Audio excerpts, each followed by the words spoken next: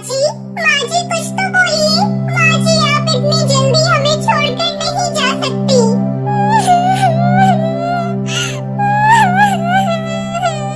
बहुत समय पहले अफ्रीका के जंगल में टोनी चिड़िया अपनी दो बहुओं के साथ से उसकी तबीयत खराब चल रही थी। वो अपने दोनों बेटे और बहुओं को अपने पास बुलाती है।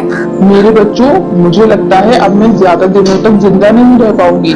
मैं चाहती हूँ अपने जीते जी सारी जमीन जायदाद तुम दोनों में बराबर बराबर बांट दूँ। अरे माँ जी, आप अपनी मुँह से ये क्या अपशगुनी बातें बोल रही हैं? मरे आपके दुश्मन, आप जल्दी ठीक हो जाएंगी। नहीं टुनटुनी बहू, मेरा बुलावा ऊपर वाले के यहाँ से आ गया है। अपने जीते जी बंटवारा कर दूंगी तो चैन से मर सकूंगी। हाँ माँ जी, आप बिल्कुल सही कह रही हैं। वैसे भी आपको देखकर लगता है आप बस 1-2 दिनों की ही मेहमान हैं। आप ऐसा करिए, ये घर मेरे नाम कर दीजिए और जंगल के बाहर वाली जमीन टुनटुनी और कालू कौवे को दे दीजिए। लूसी बहू, ये तुम क्या कह रही हो? वो जमीन तो बंजर है। उस जमीन पर कई सालों से खेती नहीं हुई है। तो क्या हुआ, कालू हट्टा कट्टा है, मेहनत करेगा तो बंजर जमीन भी उपजाऊ हो जाएगी। माँ जी, लूसी भाभी को जो चाहिए वो दे दीजिए, हम लोगों को कुछ नहीं चाहिए। टुनटुनी बहू, तुम बहुत अच्छी हो। पिछले जन्म में मैंने जरूर कोई पुण्य किया होगा जो तुम्हारी जैसी बहू मुझे मिली। दोनों बेटे और बहुओं को उनका हिस्सा देकर टूनी चिड़िया राहत की सांस ऐसा लेती करो, है। तुम माजी को अपने साथ लेके जाओ। मुझे कुछ दिनों अपने मायके जाना है। अगर मैं चली गई तो माजी की देखभाल कौन करेगा?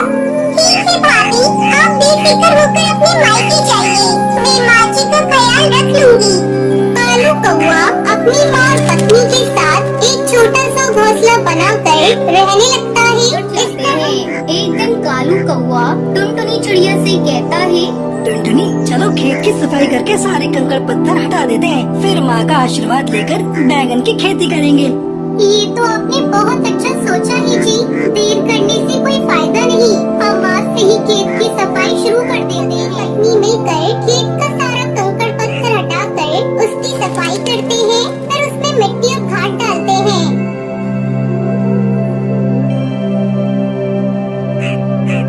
सुनिए जी, शाम हो गई है। आप बचा हुआ काम कल करिएगा। कालू टुनटुनी चिड़िया के साथ घर आता है।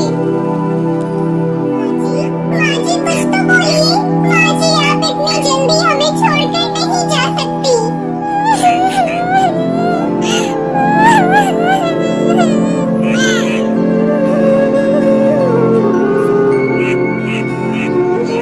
कालू कौवा अपनी माँ को खेत में ही दफना देता है।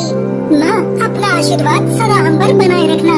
अगले दिन कालू अपने खेत में बैंगन के छोटे छोटे पौधे लगा देता है और दिन रात उसकी अच्छी तरह से देखभाल करने देखते उसके खेत में सुंदर सुंदर बैंगन की फसल लहराने लगती है। देख रही हो जी, अपने खेत में बैंगन कितने सुंदर लग रहे हैं। फसल इतनी अच्छी आई है कि विश्वास ही नहीं हो रहा है कि ये खेत बंजर था। आपने बहुत मेहनत की है। आज माजी जिंदा होती तो इस फसल को देखकर बहुत खुश होती।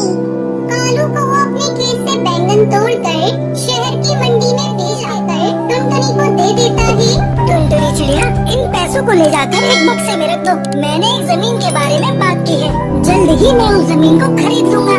खुशी खुशी टुनटुनी चिड़िया उन पैसों को ले जाकर एक बक्से में रख देती है। टुनटुनी और उसका पति बैंगन की खेती करके खुशी खुशी अपनी जिंदगी बिताने लगते हैं।